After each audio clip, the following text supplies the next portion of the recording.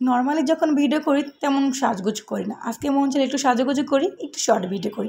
তাই ভিডিও করতে করতে হঠাৎ চিন্তাভাবনা আসলো কী খাওয়া যায়, বিকেলে কী খাওয়া যায়। তখনই মনে পড়লো চলো আজকে বাড়িতে দই ফুচকা বানানো যাক।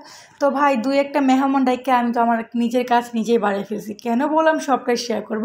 হ্যালো এভরিওয়ান, আসসালামু আলাইকুম, সবাই কেমন আছো? আজকে বাড়িতে বানিয়ে খাবো দই ফুচকা। আর আমার ঘরে সবসময় ডাবলি সিদ্ধ করা থাকেই।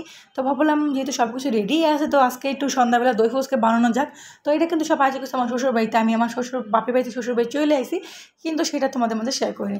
আসলে না, বিয়ের মুহূর্তটা খুবই কষ্টের, ওই বাপের বাড়িতে এসে তো আসতে মন চায় না। তো যাই হোক, এদিকে যেটা বলতেছিলাম, এদিকে হচ্ছে আমি ডাবলিটা আগে সিদ্ধ করেছিলাম, সেই ডাবলিটা গরম করলাম, প্লাস হচ্ছে এখানে পেঁয়াজ, ধনেপাতা, কাঁচামরিচ আর হলো চটপটি মশলা সব কিছু একসাথে ভালো করে মিক্স করে রেখে দিলাম। প্লাস এখন বানাবো তেঁতুলের আচার, সরি তেঁতুলের পানি, যেটা হলো তেঁতুলের টক। তো দেখেন তেঁতুল বানিয়েছিলাম, আচার বানিয়েছিলাম, মানে তেঁতুলের পানি বানিয়েছিলাম। আর আমি না একটু মিষ্টি মিষ্টি করে, কারণ আমার সোহানে প্রচণ্ড তেঁতুলের পানি খায়। মানে আমি কি টক খাই ভাই, আমার থেকে দ্বিগুণ টক খায়, দ্বিগুণ ঝাল খায়। তো ভাবলাম যেহেতু ছোটো বাচ্চা এত টক দিয়া, মানে ও না ফুচকাটা পরে তেঁতুলের মানে পানির মধ্যে চুপাইয়া তারপর সে ভৈরা ভৈরা খায়। তো ভাবলাম একটু মিষ্টি মিষ্টি টক করি, ও ক্ষেত্রে ভালো হইব। আর আজকে আমি মানে হঠাৎ মন ছিল একটু দই ফুচকা খাই, তো ভাবলাম একটু দই ফুচকার জন্য দইটাও দই বড়াটা বানায় ফেলি। এটা নর্মাল দই, মানে আড়ঙের থেকে নর্মাল দইটা জানা হয় টক দইটা।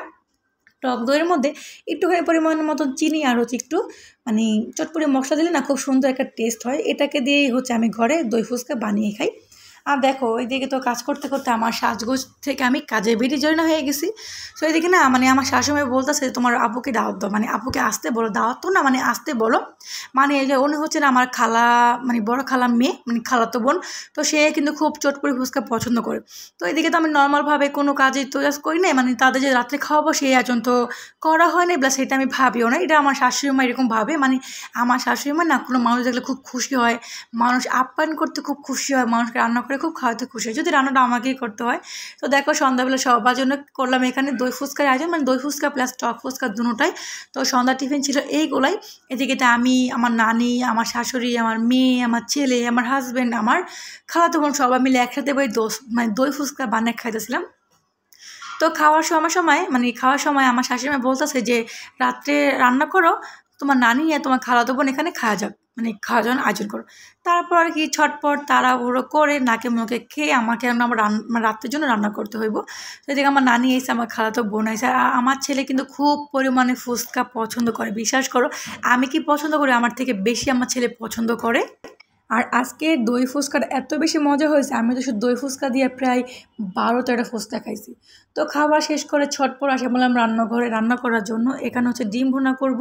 আর আজকে দুপুরে আমি রান্না করছিলাম হচ্ছে গরুর মাংস, তো সেই ক্ষেত্রে মানে ডিম ভুনা করব, পোলাও রান্না করবো আর মাছ ভাজবো। তেমন বেশি একটা ঝামেলা করতে যাবো না। যদিও আমার বোনে খুব রাগ করছে যে এগুলো প্লিজ করিস না, তোর কষ্ট হইব।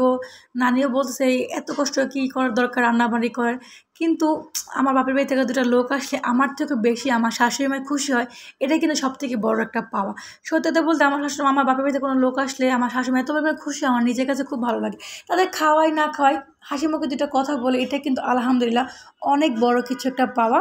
তো দেখো এখানে হচ্ছে আমি 1 কেজি পরিমাণে পোলাও বসালাম, বাট পোলাওটা খুব পরিমাণে বেশি বসে ফেলছি, যেটা পরবর্তী মনে হয়েছে। সো এখানে হচ্ছে আমি মাছ ভাজবো। এখানে আমি ইলিশ মাছ খুঁজতে খুঁজতে পাগল হয়ে গেছি, ইলিশ মাছটা পাই নাই, মানে হয়তো খুব মাংস নিচে পড়ে গেছে।